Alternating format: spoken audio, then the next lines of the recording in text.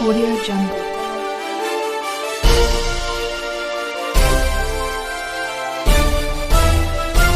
Audio Jungle.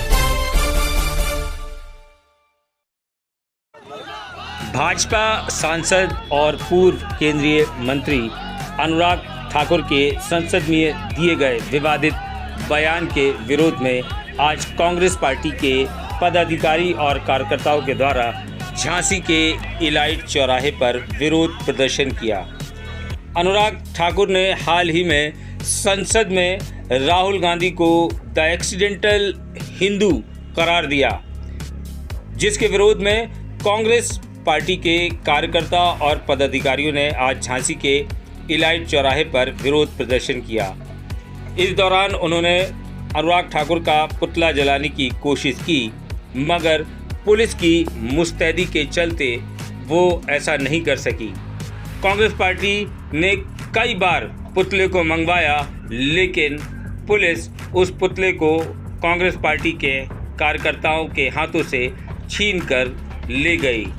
वो किसी भी तरह से अनुराग ठाकुर का पुतला नहीं जला सके। इस बीच इलाइट चौराहे से लेकर नंदिनी सिनेमा हॉल के अंदर तक कांग्रेसी बवाल करते रहे, लेकिन पुतला छीनकर जिन लोगों को भागना था वो वहां से भागने में सफल हो गए। पूर्व केंद्रीय मंत्री ने कहा कि ये हमारा लोकतांत्रिक अधिकार है और हम ऐसा करना चाह रहे थे, लेकिन पुलिस की वजह से हम आज इस तरह के काम नहीं कर सके।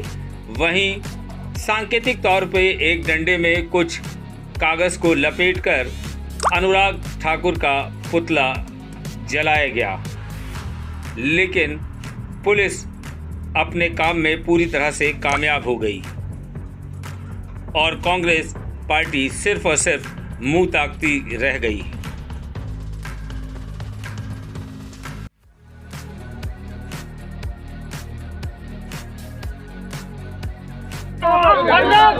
मुर्दाबाद, मुर्दाबाद, राहुल गांधी जिंदाबाद, जिंदाबाद, जिंदाबाद, अनुराग ठाकुर मुर्दाबाद, मुर्दाबाद, मुर्दाबाद। बाबा देखो वो ऊपर ना जाए। मुर्दाबाद। पुतले को रोकने का प्रयास किया, लेकिन सब लोगों की भावना थी कि ऐसी भाषा जो पूरी दुनिया के अंदर एक नेतृत्व के कमजोर आदमी की आवाज के प्रतीक माने जाते हैं राहुल गांधी, उनके लिए कोई भी व्यक्ति अभद्र भाषा का प्रयोग नहीं किया। कल जिस तरह देश की सबसे बड़ी महापंचायत में मंदिर के अंदर देश के नेता राहुल गांधी की जाति के ऊपर टिप्पणी की अनुराग ठाकुर ने, उन्हें एक्सीडेंटल हिंदू बताया।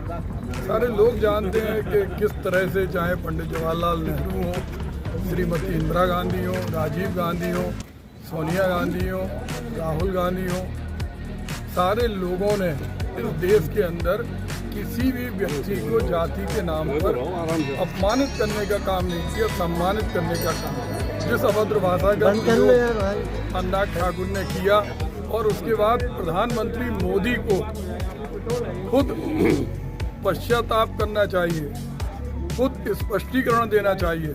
उन्होंने उल्टी अनुराग ठाकुर की पीठ थपथपाई, क्योंकि राहुल गांधी देश के अंदर 2 कॉरपोरेट घरानों के अलावा अरबों लोगों के हितों की बात बजट के भाषण में कर रहे थे। वो कर रहे थे कि मध्यम वर्गीय लोगों को क्या मिला, गरीब व्यक्ति को क्या मिला। बाबा साहब भीमराव अंबेडकर के संविधान की बदलने की मंशा पर गहरी चोट पहुंचाने के लिए जब जिस ढंग से जो एक पूरा माहौल विकसित किया गया, उसके सामने राहुल जी, इंडिया गठबंधन के अखिलेश यादव, आप पार्टी के और तमाम पार्टियों के लोगों ने इस बात को कहा कि राहुल जी पर जो टिप्पणी हुई है वो टिप्पणी नितांत रूप से गलत है और ये मानसिक दिवालियापन को दिखाती है।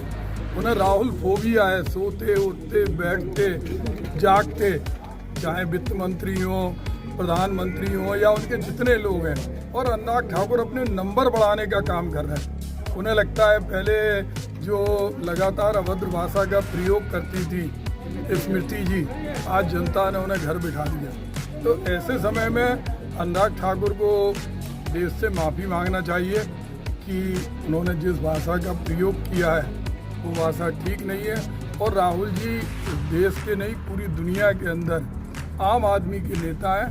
उनके खिलाफ अगर कोई व्यक्ति बोलता है तो देश के प्रधानमंत्री को उस पर लगाम लगाना चाहिए। पुतला छीन कर भी लोग भागे, वो क्या था? पुतला छीन के अब चूंकि ऊपर से आदेश आया, लोग जानते हैं कि लोकतंत्र को कुचलने का काम दिल्ली में बैठी हुई सरकार और प्रदेश की सरकार कर रही।